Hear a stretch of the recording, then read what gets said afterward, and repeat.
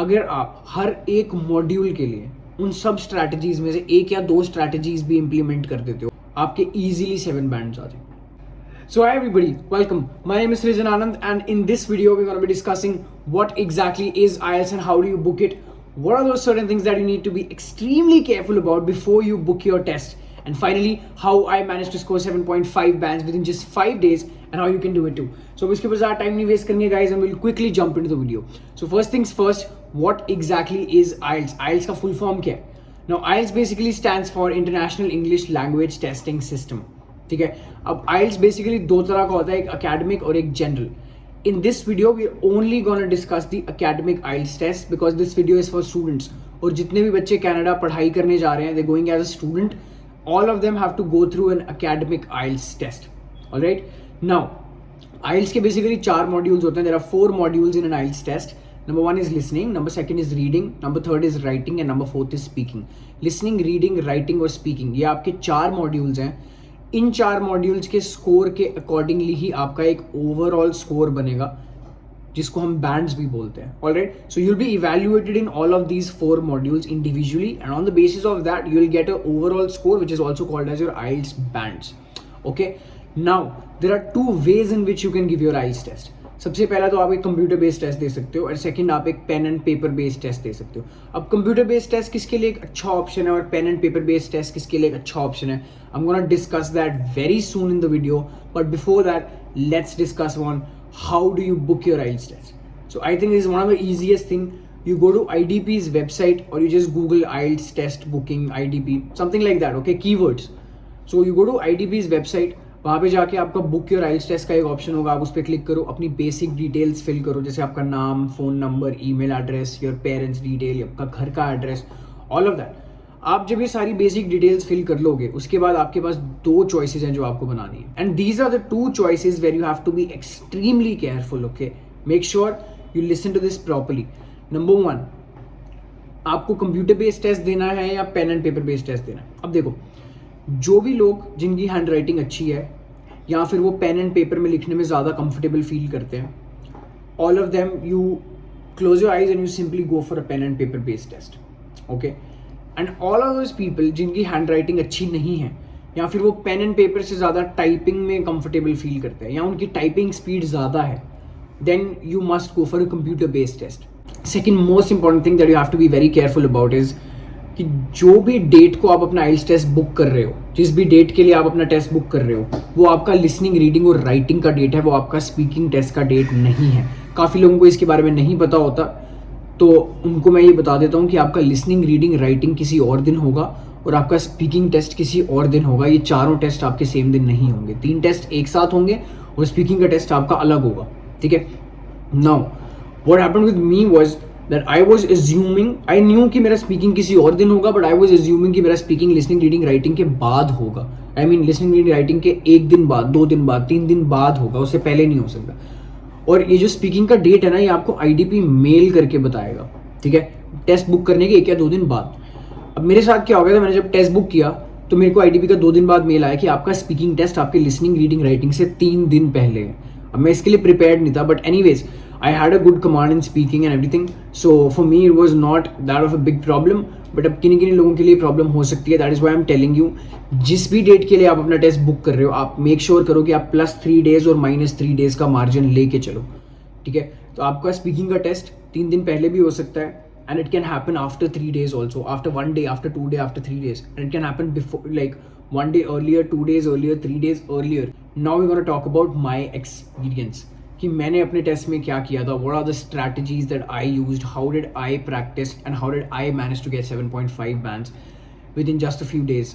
Okay, now there is one thing I want to tell you before I start this topic कि मैं अपना experience के बारे में आपसे शेयर करूँ. इससे पहले I want to tell you one thing which is कि मैं जितनी भी स्ट्रैटेजीज आपके साथ शेयर करने वाला हूँ, जितने भी various different strategies, tips, tricks और whatever you want to call it, जो भी मैं आपके साथ शेयर करूँगा, जो मैंने खुद भी यूज़ किए हैं, अगर आप हर एक मॉड्यूल के लिए उन सब स्ट्रैटेजीज में से 1 या 2 स्ट्रैटेजीज भी इंप्लीमेंट कर देते हो हर एक इंडिविजुअल मॉड्यूल के लिए, आपके इजीली 7 बैंड्स आ जाएंगे. ठीक है, मैं इतनी सारी टिप्स आपको इसलिए दे रहा हूँ कि कुछ चीज़ें काफ़ी इंपॉर्टेंट हैं जो हर इंसान को अपने दिमाग में रखनी चाहिए जब वो एक आइल्स का टेस्ट दे रहा है, और कुछ टिप्स ऐसी हैं जो आप अपने कंफर्ट लेवल के हिसाब से देख सकते हो कि आप do you want to pick that और you don't want to pick that. Okay, so make sure you watch the video till the end because I am gonna discuss every module individually, कि मैंने हर एक module के लिए individually कैसे prepare किया। ठीक है, अब सबसे पहले बात करते हैं हम लिसनिंग मॉड्यूल की। ठीक है, मैं अपना एक्सपीरियंस शेयर करने वाला हूँ कि मैंने लिसनिंग के लिए कैसे प्रिपेयर किया था। इससे पहले कि मैं अपना एक्सपीरियंस शेयर करूँ, I just give you a brief idea what exactly happens in a listening test. So क्या होगा, you will be given different audios and you have to listen to those audios and you have to answer the given questions. ठीक है, आपको कुछ audios दी जाएंगी, आपको वो audio सुननी है और जो क्वेश्चंस आपको दिए हैं आपको वो आंसर करने हैं। अब कितने क्वेश्चंस होते हैं, तो basically there are 40 questions and you have to answer these 40 questions within 40 minutes. ठीक है, अब जिन लोगों को ये नहीं पता है, आपको एक क्वेश्चन शीट दी जाती है जिसपे आपके क्वेश्चन होंगे। Suppose fill in the blank का क्वेश्चन है, तो वहाँ पे आपको एक स्पेस दी जाएगी आंसर लिखने के लिए। ठीक है, आप जब ऑडियो सुन रहे हैं तो आप अपने आंसर्स तब वहाँ पर लिखते हैं, you know, for your comfort, ताकि कोई गलती ना हो जाए। अगर आप आंसर शीट में लिखेंगे कोई गलती ना हो जाए, आप लेटर गलत ना लिख दो, नोट गलत ना कर दो, इसीलिए आप अपनी क्वेश्चन शीट में ही अपने आंसर लिखते हो। और जब आपके सारे आंसर्स हो जाते हैं, when you done with all the answers, then you transfer these answers on to your answer sheet. ठीक है, so when I tell you that you have 40 minutes to answer 40 questions, that means within those 40 minutes only आपको अपने answers answer sheet पे भी transfer करने हैं। आपको answers को आंसर शीट पे ट्रांसफर करने के लिए अलग से कोई टाइम नहीं दिया जाएगा। ठीक है, जिससे मेरा सबसे पहला पॉइंट आता है जो मैंने अपने लिए प्रैक्टिस किया था, which is number 1, keep track of your time. ठीक है, you divide your time, keep track of your time. तो जब भी मैं अपना लिसनिंग टेस्ट प्रैक्टिस कर रहा था, मैं अपना टाइम साथ में प्रैक्टिस कर रहा था। ठीक है, मैंने एक स्टॉप वॉच साथ में रखी होती थी और मैं जब भी उसके साथ प्रैक्टिस कर रहा था, उससे मेरे को ये बेनिफिट हो रहा था कि I was able to see that okay, this section I usually complete within 10 minutes, this section I complete within 10 to 15 minutes and this section takes a little more time, so you know have to work on this section so I can decrease the time. ठीक है, तो अब एक थोड़े दिन practice करने के बाद क्या हो रहा था, बेसिकली मेरे 40 क्वेश्चन अराउंड 20-25 मिनट्स में ख़त्म हो रहे थे। लेकिन जब आप ऑडियो सुनते हो तो कुछ क्वेश्चंस आपसे मिस हो जाते हैं। ठीक है, आप ऑडियो ध्यान से नहीं सुन पाते, आपका ध्यान कहीं और चला जाता है थोड़ी देर के लिए और आपसे कुछ आंसर्स मिस हो जाते हैं। अगर ये आंसर्स आपसे मिस हो गए हैं या उस टाइम आप नहीं सुन पाए, इन पे टाइम मत वेस्ट करो, आप आगे चलो, आप बाकी क्वेश्चंस आंसर करो। You answer all the other questions that you can listen and you can answer, you answer all of them. What you forgot, what you could not pick, what you cannot recall, you leave that as of now, और आप आगे चलो, अपने सारे questions answer कर लो 40 में से। ठीक है, अब मान लो आपने 40 में से 30 क्वेश्चंस आंसर कर लिए और आपके 10 क्वेश्चंस रह गए। Now if you answer these 40 questions with in 25-30 minutes, now you have 10 more minutes. Okay, now in those 10 more minutes, try to answer those left out questions within 5 minutes. जो भी answers आपने नहीं लिखे थे उनको guess करने की कोशिश करो एंड आंसर देम, क्योंकि आइल्स में नेगेटिव मार्किंग नहीं होता, तो उनको खाली छोड़ने से अच्छा है कि आप गेस करके आंसर कर दो। हो सकता है आपको उसके लिए मार्क्स मिल जाए अगर वो करेक्ट आंसर हो जाए, मे बी। ठीक है, तो you guess those answers, you write them and now you have 5 more minutes left. Now within those 5 minutes you are going to transfer all of these answers onto your answer sheet. तो and में आपके पास 5 minute बच जाएंगे, आप ये सारे answers अपनी answer sheet पर ट्रांसफर कर दो। ठीक है, तो अपने टाइम का ट्रैक रखो जब भी आप प्रैक्टिस करो, divide your time properly. Alright, now a few of you must be wondering कि अगर कोई क्वेश्चंस छूट गए हैं तो हम ऑडियो दोबारा सुन के उनको आंसर नहीं कर सकते क्या? And this is what I want to tell you for those who do not know कि लिसनिंग टेस्ट में आपके लिए ऑडियो एक ही बार प्ले की जाएगी, आपके लिए ऑडियो दोबारा रिपीट नहीं की जाएगी। तो एक बार में आप जितना सुन सकते हो उतने आंसर कर दो, जो चीज़ें आपसे रह गई हैं उनको छोड़ दो, बाकी आंसर्स कंप्लीट कर लो। जब सारे आंसर्स कंप्लीट हो जाएंगे उनके ऊपर 2 या 3 मिनट स्पेंड करो और उन आंसर्स को गेस करके आंसर करने की कोशिश करो। एक बार वो हो जाता है फिर अपने आंसर्स अपनी आंसर शीट पे ट्रांसफर करना। ठीक है, कोई भी क्वेश्चन अनआंसर छोड़ने की जरूरत नहीं है।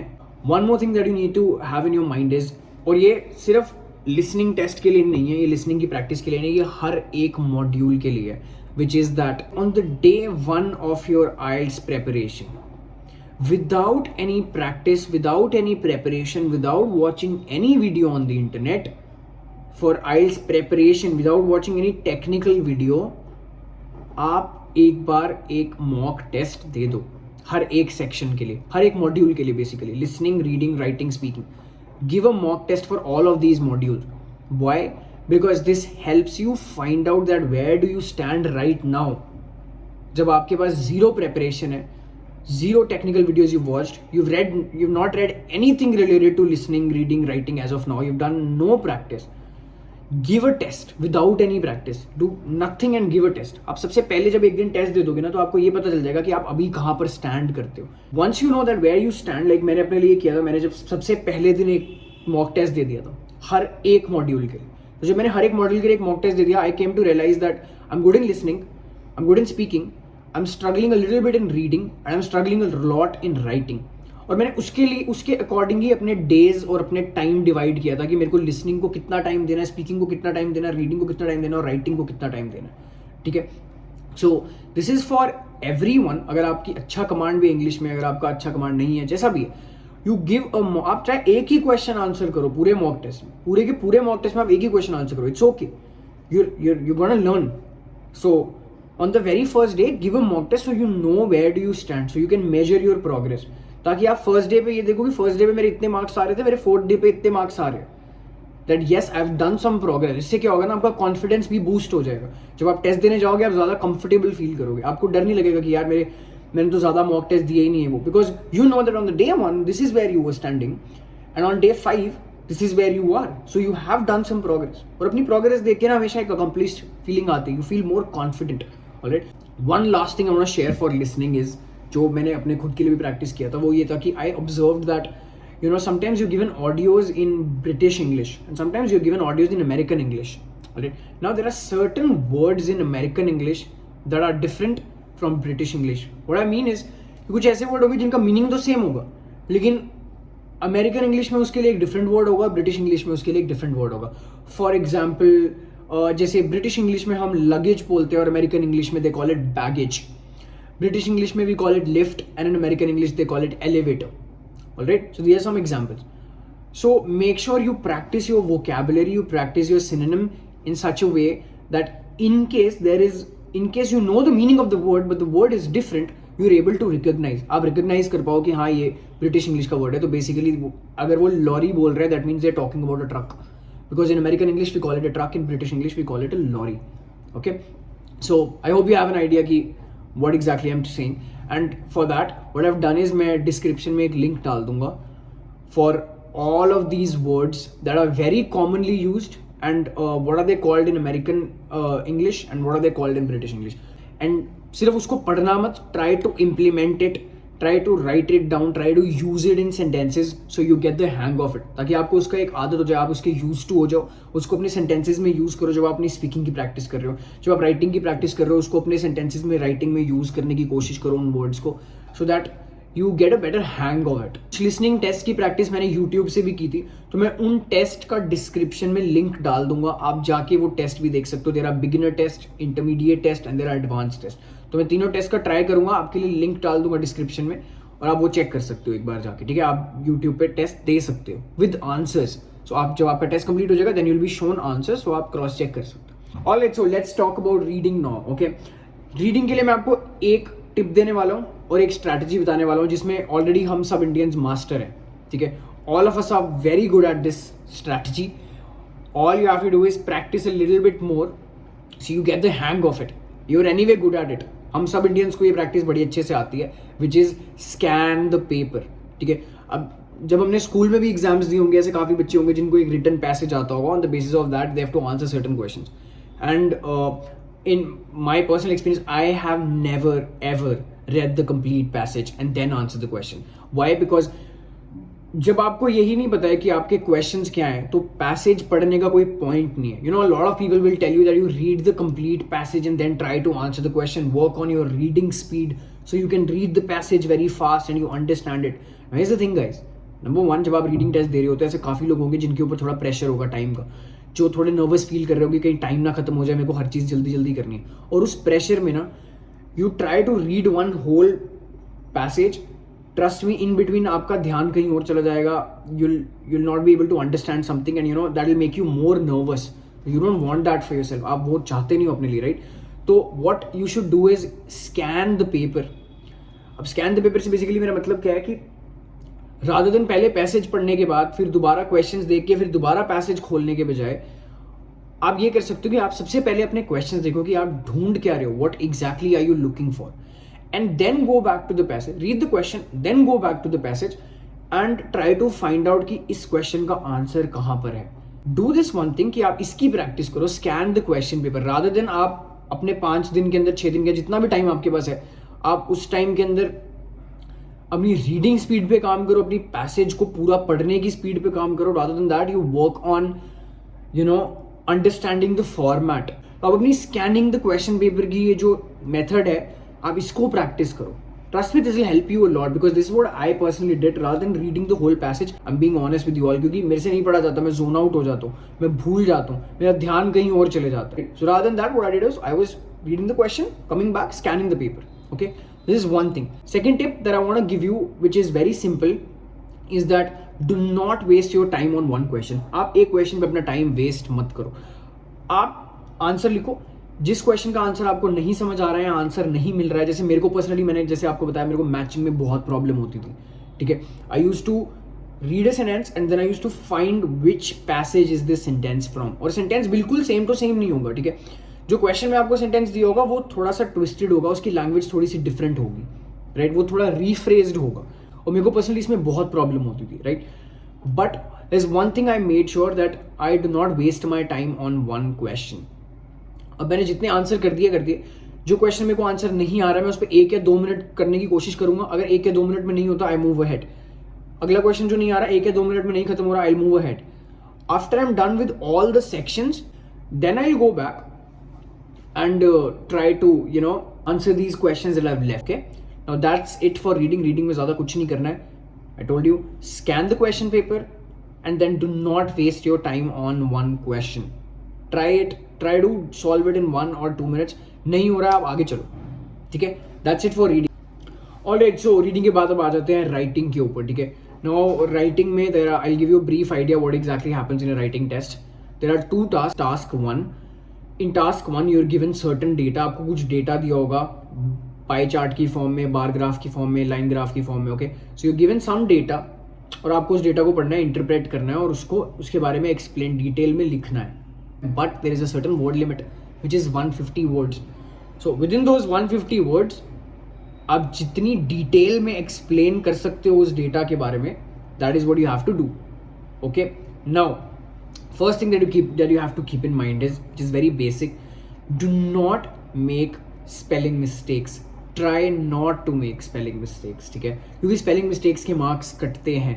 जो भी कॉमन ऐसे वर्ड्स हैं कुछ जिनमें आपको स्पेलिंग्स में प्रॉब्लम आती है, आप कंफ्यूज हो जाते हो, ट्राई कि आप एक थोड़ी देर उनके स्पेलिंग्स भी प्रैक्टिस कर लो अपने टेस्ट से पहले. ठीक है, second thing is learn how to rephrase. जो भी डेटा आपको दिया है, जो भी ऊपर क्वेश्चन दिया होगा, अगर आप वो सेम टू सेम क्वेश्चन अपने इंट्रोडक्शन में लिख दोगे, आपके मार्क्स कट जाएंगे.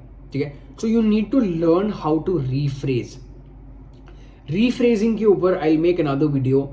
आई मीन, मैं रीडिंग, लिसनिंग, राइटिंग और स्पीकिंग, इनके ऊपर इंडिविजुअल वीडियोज भी बनाने वाला हूँ. So in that video I will explain you properly how to rephrase a sentence or how to rephrase these questions. And now that you know that you have to make, you need to check your spellings, you need to work on your rephrasing.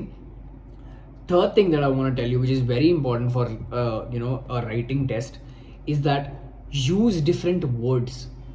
अगर आप बार बार same word use करोगे तो उसके लिए भी आपके marks cut सकते हैं, आपको ज़्यादा मार्क्स अच्छे नहीं मिलेंगे. So use different words. If you saying decreased and next time you want to use decrease, you can say declined. Alright, so use different words, synonyms. अब बात करते हैं टास्क 2 की. टास्क 2 में आपको कुछ सिचुएशन दी होगी. I mean you have to write on something. आपको एक ऐसे लिखना होगा. अब उस ऐसे में बेसिकली क्या है ना, आपसे आपके ओपिनियन पूछा होगा कि this is the certain situation और this thing happened, what is your opinion on it. और आपको एग्री और डिसएग्री क्वेश्चन होगा, that this is the statement and this is some research or whatever, do you agree with this or do you disagree with this. ठीक है, आपको इस तरह के क्वेश्चंस होंगे, ओपिनियन बेस्ड क्वेश्चंस होगा, आपको उसके ऊपर एक ऐसे लिखना है. ठीक है, तो जब भी आप अपना ऐसे लिख रहे हो, tip number 1, learn how to divide your content. ये टास्क 1 और टास्क 2 दोनों के लिए एप्लीकेबल है, that you need to learn how to divide your content. अगर आप एक ही लंबा सा पैराग्राफ लिख के आ जाओगे, उसके लिए आपके मार्क्स कटेंगे अगर आपका कंटेंट डिवाइडेड नहीं है. All right, so you need to divide your content, that this is the introduction, this is what we're talking about, this is the overview of what we're talking about, I am about to talk about, this is the main content, and then this is the conclusion, this is my conclusion, that whether I agree, whether I disagree, or what my opinion is, however the question is, आप उसके basis के ऊपर अपना content properly divide करो. जैसा कि मैंने आपको बताया, आपको रीफ्रेज करना है, उसके लिए आपको अपनी वोकैबुलरी इंप्रूव करनी पड़ेगी. तो मैं इसके लिए भी डिस्क्रिप्शन में एक लिंक डाल दूंगा, कुछ ऐसे वर्ड्स जो इंग्लिश में बहुत कॉमनली यूज होते हैं, very commonly used, and their synonyms. So you can go through that list, and when you practising your writing test, उस टाइम पे आप इन वर्ड्स का यूज कर सकते हो. Now we talk about speaking. Number 1 tip for speaking is that take your phone, put on the camera app, put it in front of you and start recording yourself. Talk to yourself. ठीक है, जैसे हम journal लिखते हैं ना, जैसे अपनी diary entry करते हैं, try to make these diary entries every day twice. If you can do it 3 times, try doing that. Otherwise make these entries twice. इससे क्या होगा, बेसिकली आपका स्पीकिंग प्रैक्टिस होगा. You look at yourself and you start talking to yourself. You feel like, you know, someone else is talking, sitting in front of you and you're talking to them. आपके सामने कोई बैठा है और आप उससे बात कर रहे हो, तो आप कंफर्टेबल फील करोगे, आप इसके साथ यूज्ड टू हो जाओगे, and you will get the hang of it. And I don't have to mention it, but record these videos in English. Okay, so that's that. अब दूसरी चीज़ जो स्पीकिंग के बारे में है, वो ये है that when you go for your speaking test, make sure you enjoy your test. अगर आप अपना टेस्ट इंजॉय नहीं कर रहे हो, if you are not going inside with the mindset that I'm going to meet someone new and I'm going to just talk to him. I'm going to tell him about myself, about my life, or whatever he's going to ask me, I'm just going to answer these questions. अगर आप इस mindset से नहीं जा रहे हो, there's a high chance you can go blank in the test just because you're nervous, right? So rather than constantly thinking about, am I using good vocabulary? Am I using synonyms? Am I, saying the right sentence? Am I sitting properly? Is my voice loud enough? Rather than that, go inside and enjoy your test. Make sure you try to be as comfortable as you can in the test. Okay, don't feel nervous. It's just one another human being sitting in front of you trying to talk to you. आपके सामने बस एक इंसान ही बैठा है, वो आपसे बात करने की कोशिश कर रहा है, वो आपके बारे में जानना चाहता है, वो आपको कुछ सवाल पूछेगा, बस उसको उसके जवाब चाहिए. That's it. Nothing more than that. Like you talk to your friends, like you meet new people, is just like that. Okay, so there's no big deal. अपनी स्पीकिंग पहले से प्रैक्टिस करके जाओ. Have some confidence on yourself. That is why I told you initially, on day 1, give a mock test. Practice so that you know where you stand, you've seen your progress, you've measured your progress, you have that confidence. Okay? Now, second thing that I want to tell you in speaking is that you can make up stories. You know, they give you a cue card, and on the cue card, there is a certain situation or question given, and you have to read that, and you're given some 30-40 seconds to, make pointers and then start talking for 2 or 3 minutes. कि उनको ये फर्क नहीं पड़ता कि आप सच बोल रहे हो या नहीं बोल रहे हो, उनको ये फर्क पड़ता है कि आप जो भी स्टोरी सुना रहे हो, क्या उसकी इंग्लिश करेक्ट है या नहीं. That's it. जैसे आपको क्यू कार्ड आ जाएगी, tell us about your first flight experience, और इनकेस आप कभी फ्लाइट में बैठे ही नहीं हो, you can cook up stories, you can make stories. Okay, it's allowed. You can, I am not saying कि आप हर बारी स्टोरी बनाने की कोशिश करो, but you can make stories. It's just that your English has to be correct. That's all. ऐसा जरूरी नहीं आपको हमेशा सच ही बोलना है, आप कुछ भी स्टोरी बना सकते हो, बस आपकी इंग्लिश सही होनी चाहिए, वो मैटर करता है. इंग्लिश का टेस्ट है, और कुछ चीज़ का फर्क नहीं पड़ता, सच झूठ का कोई प्रॉब्लम नहीं है यहाँ पे. ठीक है, आपकी इंग्लिश सही होनी चाहिए. That's all. Now, as I told you, try using synonyms and to not repeat words. ये सेम चीज़ आपको स्पीकिंग में भी ट्राई करनी है करने की, but only use words that you are sure about, only use words that you understand. ठीक है, ऐसा नहीं आपने कहीं कोई वर्ड सुन रखा है, वो सुनने में अच्छा लग रहा है और आपको लगा कि यहाँ पे शायद ये फिट हो सकता है, सुनने में अच्छा लगेगा, आपने उसको यूज कर दिया, and you can lose marks for that. So rather than that, what you do is you only use words that you understand and try to increase your vocabulary, try to work on your vocabulary, try to learn more synonyms.